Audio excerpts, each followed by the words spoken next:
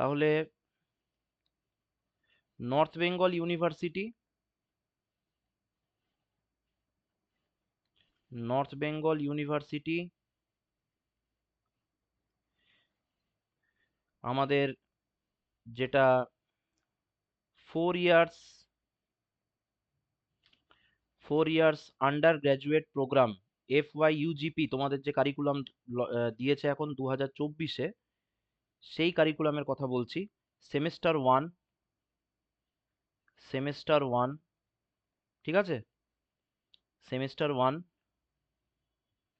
Semester ওয়ানে মেজরদের মেজরদের আমাদের দুটো পেপার পড়তে হচ্ছে, মেজর ওয়ান এবং major two.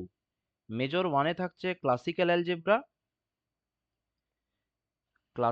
Algebra and matrix theory, ঠিক আছে। আর মেজর টুতে থাকবে ক্যালকুলাস অ্যান্ড জিওমেট্রি, ঠিক আছে। আমরা যে সমস্ত ইউনিভার্সিটিগুলো সাধারণভাবে সেমিস্টার ওয়ানের সিলেবাস দেখেছি, আমরা দেখব যে একমাত্র নর্থ বেঙ্গল ইউনিভার্সিটিতেই সেমিস্টার ওয়ানে দুটো মেজর পেপার আছে। সম্ভবত নর্থ বেঙ্গলেই দুটো আছে, কল্যাণীটা আমার ঠিক মনে পড়ছে না, কল্যাণীটা দেখলে বুঝতে পারবো। বাকি আমার অন্যান্য ইউনিভার্সিটি মনে হয় না সেমিস্টার ওয়ানে দুটো মেজর পেপার আছে। তো NBU সেদিক দিয়ে কিন্তু একটু ইউনিক। আরেকটা পেপার আছে মাইনর ওয়ান। যদি আমি ম্যাথমেটিক্সে মেজর নিয়ে থাকি তাহলে মাইনর ওয়ান আমার অন্য সাবজেক্ট থেকে আসবে। যদি আমি অন্য সাবজেক্টে মেজর পেপার থেকে থাকে, সাপোজ আমি ফিজিক্সে মেজর আছে, তাহলে আমার মাইনরে যদি আমি সিলেক্ট করে থাকি তাহলে সেক্ষেত্রে মাইনরে আমার ম্যাথস থাকতে পারে। যদি মাইনরে ম্যাথস থাকে তাহলে সেক্ষেত্রে মাইনর ওয়ানে আমাদেরকে পড়তে হবে classical algebra plus matrix theory, এটা আমাদেরকে মাইনরে পড়তে হবে। আমি একটা কথা বলে রাখি, এই যে মেজর টু যে পেপারটা আছে, এটা কিন্তু মাইনরদের জন্য সেকেন্ড সেমিস্টারে মাইনর টু হয়ে আসবে। তাহলে আমার সাজেশন থাকবে, যারা নর্থ বেঙ্গল ইউনিভার্সিটিতে মাইনর কোর্সে পড়ছো, তারা কিন্তু মেজর টু এর ক্লাসটাও এই সময় করে নিতে পারো। কারণ এই যে মেজর টু এর পেপারটা আছে, এটা তো সেমিস্টার ওয়ানে মেজরদের জন্য পড়ানো হবে, মাইনরদের এটা আবার সেমিস্টার টুতে চলে আসবে।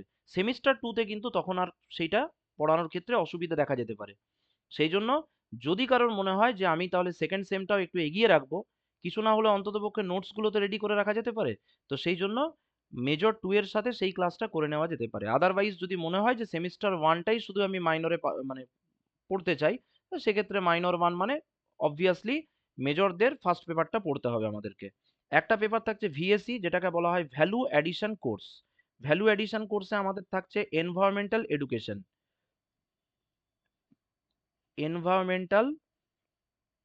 এডুকেশন, এটা আমাদের VSE থাকছে, VSE 1 বা VSE কোর্স। আরেকটা থাকছে স্কিল এনহ্যান্সমেন্ট কোর্স, সেটা আমাদেরকে চয়েস করতে বলা আছে। তো তোমাদের কলেজ থেকে দেখবে বলে দেওয়া হবে যে স্কিল এনহ্যান্সমেন্ট কোর্স কি নিতে হবে, বলা হয়েছে তো নিশ্চয়ই নাকি? হ্যাঁ, VSE তো পেপার আছে, এই যে এনভায়রনমেন্টাল এডুকেশন, ঠিক আছে। আর SEC পেপার কলেজ থেকে কি বলেছে? ম্যাথে, ওটা সম্ভবত একবার দেখে নেবো আমি, ওটা মনে হয় ম্যাথমেটিক্যাল লজিক আছে মনে হয়, ঠিক আছে। তো আমাদের যে ক্লাসটা হবে বেসিক্যালি আমরা মেজর ওয়ান এবং মেজর টু এর আমরা ক্লাস করব, ঠিক আছে।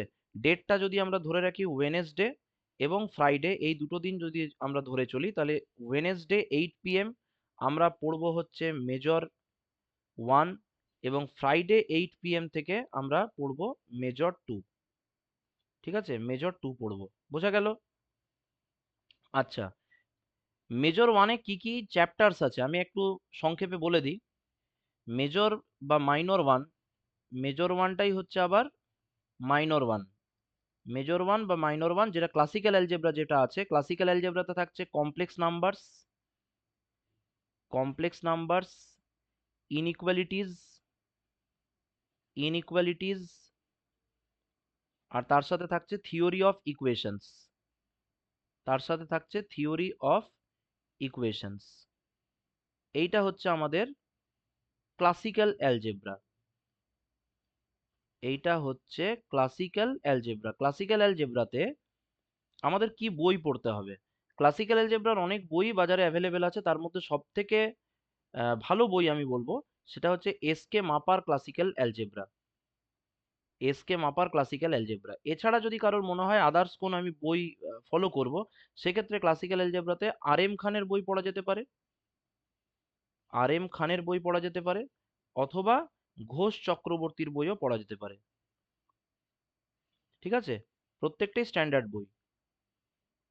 ঘোষ চক্রবর্তীর বইও পড়া যেতে পারে। সাধারণভাবে আমরা যারা টিচাররা পড়াই, তারা কিন্তু চেষ্টা করি এই তিনটে বই থেকে মিলিয়ে পড়াতে, কারণ দেখা যায় যে পরীক্ষার কোশ্চেনগুলো এই তিনটে বই থেকেই সেট করা হয়। মানে এসকে মাপার বই থেকে তো মেজরিটিটা থাকবেই, আর কিছু কিছু কোশ্চেন দেখা যায় যে আর এম খানের বই বা ঘোষ চক্রবর্তীর বই থেকেও মাঝে মাঝে দিয়ে দেয়।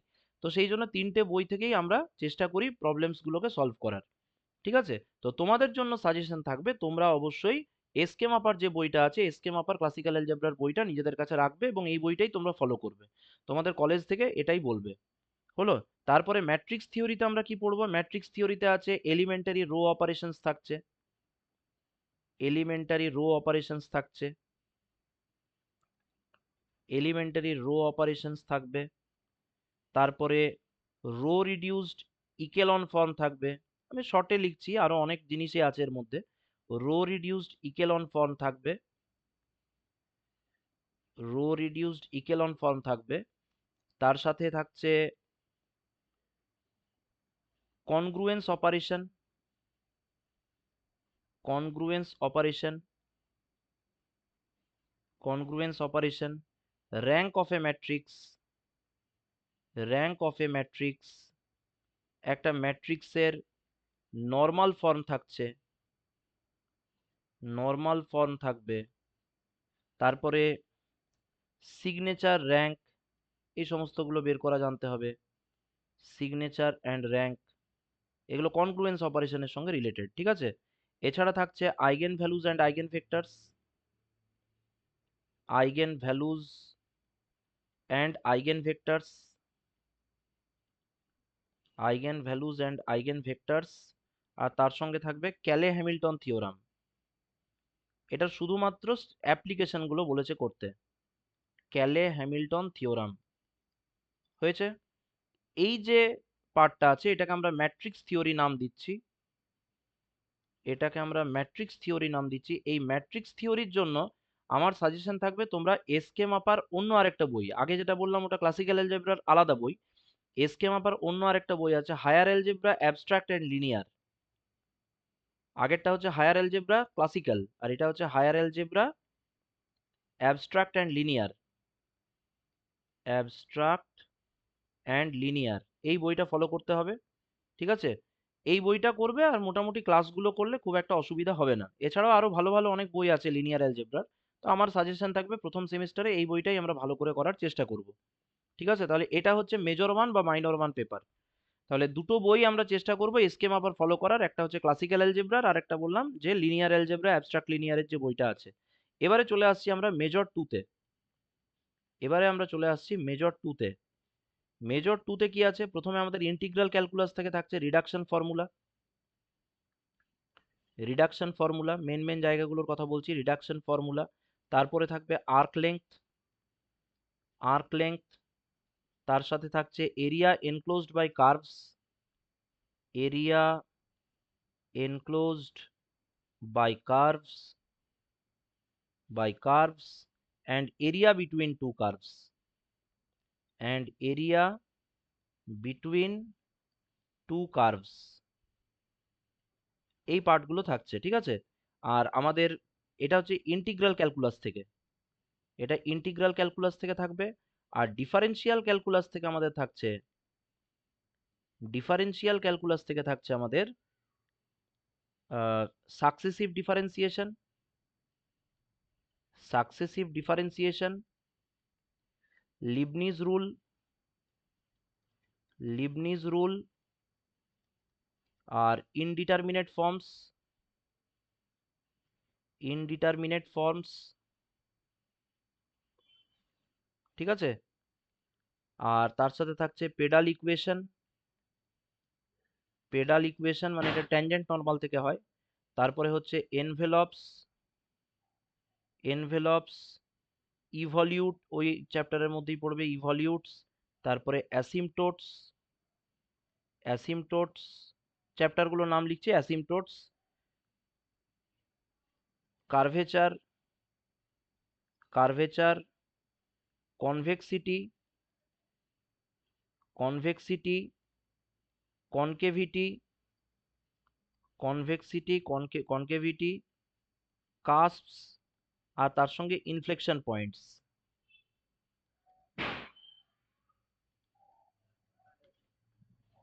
ঠিক আছে, এইগুলো আমাদের ডিফারেন্সিয়াল ক্যালকুলাস থেকে থাকছে। আর জিওমেট্রি থেকে কি থাকবে? জিওমেট্রি থেকে টুডির পার্টটা যেটা আছে, টুডির পার্ট থেকে থাকছে, টুডি থেকে থাকবে reflection properties of conics, reflection properties of conics,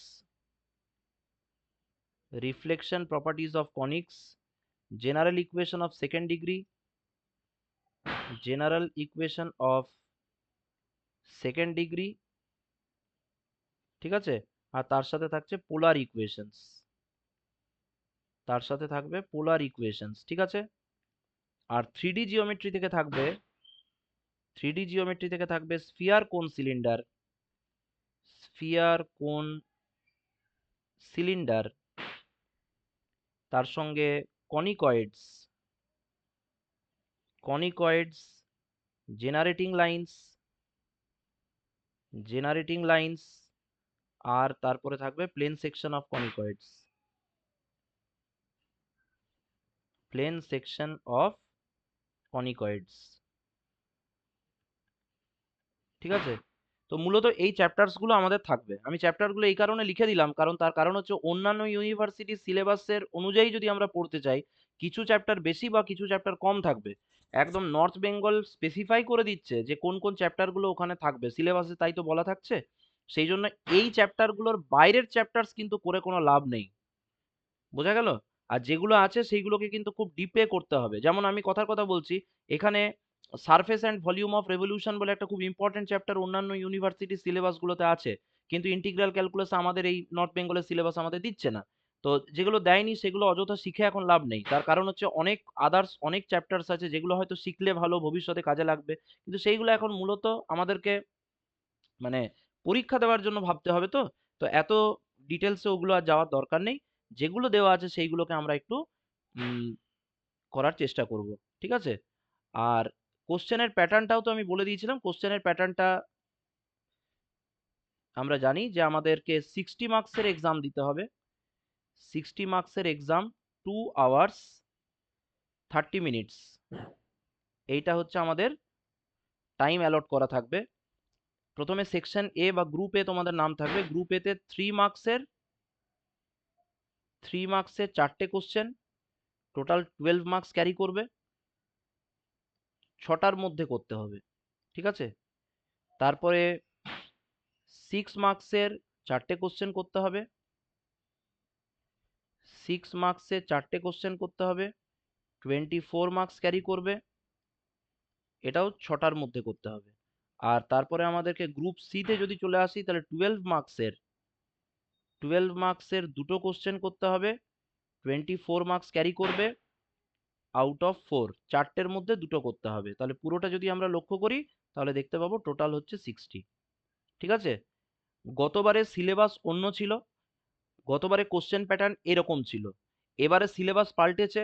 হতে পারে যে তোমাদের হয়তো কোশ্চেনের প্যাটার্নও পাল্টে গেল, সেটা হতে পারে, সেটা তোমাদের ইউনিভার্সিটি থেকে প্রপার টাইমে নোটিফাই করা হবে।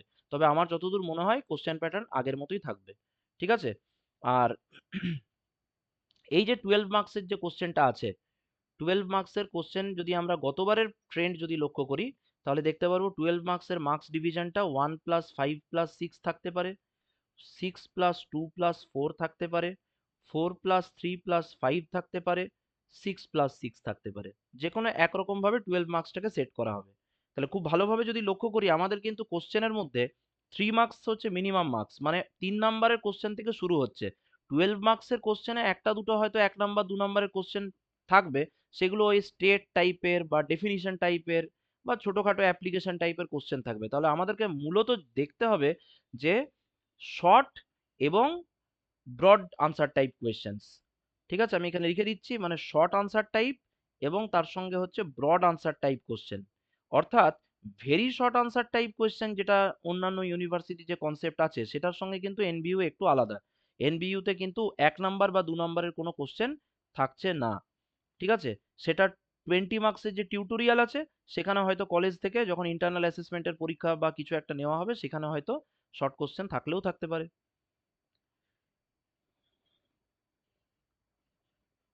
ঠিক আছে? আর ক্লাসের ব্যাপারে বলে রাখি, ক্লাস মোটামুটিভাবে ওই 1 আওয়ার 30 মিনিটস এই ডিউরেশনের ক্লাস হবে। ঠিক আছে? লাইভ ক্লাস গুগল মিটে হবে, আর তার সাথে রেকর্ডেড ক্লাস থাকছে, রেকর্ডেড ক্লাস থাকবে। ঠিক আছে? আর তার সাথে প্রিভিয়াস ইয়ারের কোশ্চেন পেপার যেগুলো নর্থ বেঙ্গল ইউনিভার্সিটিতে আগে চলে এসেছে সেইগুলো আমরা চ্যাপ্টার ওয়াইজ আপডেট করব। মানে এরকম নয় যে আমরা পুরো চ্যাপ্টার গুলো সব শেষ হয়ে গেল, সিলেবাস শেষ হওয়ার পরে প্রিভিয়াস ইয়ারের কোশ্চেন পেপার করলাম, সেরকম নয়। প্রিভিয়াস ইয়ারের কোশ্চেন পেপারটাকে আমরা আমরা আপডেট করে নেব উইথ চ্যাপ্টার, মানে আমরা এখানে ডাইরেক্ট করে দিচ্ছি চ্যাপ্টার ওয়াইজ। ঠিক আছে? প্রতিটা চ্যাপ্টারের সাথে সাথে আমরা একদম লাইভ ক্লাসে প্রিভিয়াস ইয়ারের কোশ্চেন পেপারটাকে আমরা সলভ করব। কোন ইউনিভার্সিটির? North Bengal university. ঠিক আছে, এইটা আমাদের ফার্স্ট প্রায়োরিটি থাকবে। তারপরে যদি সময় পারমিট করে তাহলে সেক্ষেত্রে আদার যে ইউনিভার্সিটিগুলো আছে তাদের প্রিভিয়াস ইয়ারের কোশ্চেন পেপার আমরা দেখব। ঠিক আছে? আর যে মানে চ্যাপ্টার্স গুলো পড়ানো হবে তাদের উপরে একটা অ্যাসাইনমেন্ট দেওয়া হবে। মানে অ্যাসাইনমেন্ট জিনিসটা আমি বলি, সেটা হচ্ছে আমাদের তো আর এখানে সাজেশন কিছু চলে না। কোন অঙ্কটা দেবে না দেবে সেটা সম্ভব নয় আগে থেকে গেস করা। আবার এটাও ঘটনা, উইদাউট সাজেশন পড়াটাও খুব মুশকিল, কারণ এত এত অঙ্ক কতগুলো প্র্যাকটিস করব। সেই জন্য কিছু স্টুডেন্টের প্রথমেই দরকার হয় যে স্যার একদম টাইপ ওয়াইজ কিছু যদি স্পেসিফিক অঙ্ক আপনি একটু মার্ক করে দেন বা পয়েন্ট আউট করে দেন, সেইগুলো প্র্যাকটিস করলে যাতে অন্যান্য ওই টাইপের অঙ্কগুলো আমরা করতে পারি। তো সেই জন্য তার জন্য একটা অ্যাসাইনমেন্ট ফর্ম করা হয়, সেই অ্যাসাইনমেন্টটা চ্যাপ্টার ওয়াইজ করা থাকবে এবং সেখানে হয়তো খুব লিমিটেড সংখ্যক অঙ্ক থাকবে, হয়তো 10টা 15টা একদিনে একটা অ্যাসাইনমেন্ট দেওয়া হলো, সেই অ্যাসাইনমেন্টটা বাড়িতে সলভ করতে হবে। বাড়িতে সলভ করার নিয়ম হচ্ছে প্রথমে আমরা যখন অ্যাসাইনমেন্টটা পাবো প্রথমে দেখতে হবে কোয়েশ্চেনগুলো পড়ে যে কোন কোনগুলো ডাইরেক্ট আমরা বইয়ে আনসার পেয়ে যাচ্ছি সেগুলো একটু বই থেকে দেখে তারপরে নিজের ভাষায় সেই উত্তরগুলোকে লেখার চেষ্টা করতে হবে। যদি দেখা যায় যে আমরা নিজেরা ট্রাই করেও পারছি না, হয়তো বইয়েও করা নেই ওই রকম টাইপের অঙ্ক এবং নিজেরাও ট্রাই করে পারছি না বা ক্লাসেও হয়তো করানো নেই, সেক্ষেত্রে আমার সাজেশন থাকবে রেফারেন্স যে বুকস গুলো আছে। ঠিক আছে? সাপোজ এসকে মাপাতে পেলাম না, তাহলে আর এম খান বা ঘোষ চক্রবর্তীর বইয়ে আমরা একটু দেখব। দেখে পরে আমরা যদি দেখি যে ওখানের মানে যেভাবে অঙ্কটা করা আছে তার বেসিসে আমরা অঙ্কটা করে ফেলতে পারছি তো ঠিক আছে, না হলে আরেকটা বই দেখতে হবে। এটাতে কি হয়, বই পড়ার হ্যাবিটটা তৈরি হয়। আমাকে দিলে আমি সঙ্গে সঙ্গে অঙ্কটা করে দেবো, কোনো অসুবিধা নেই, কিন্তু ব্যাপারটা হচ্ছে নিজে যদি পরিশ্রম করে একদিন দুদিন যদি আমরা বই ঘেঁটে অঙ্কটাকে সলভ করি তাহলে সেটা অনেক বেশি মনে থাকবে এবং সেই লার্নিংটা অনেক বেশি এফেক্টিভ হবে। এইটাই হচ্ছে মূল কথা। ঠিক আছে?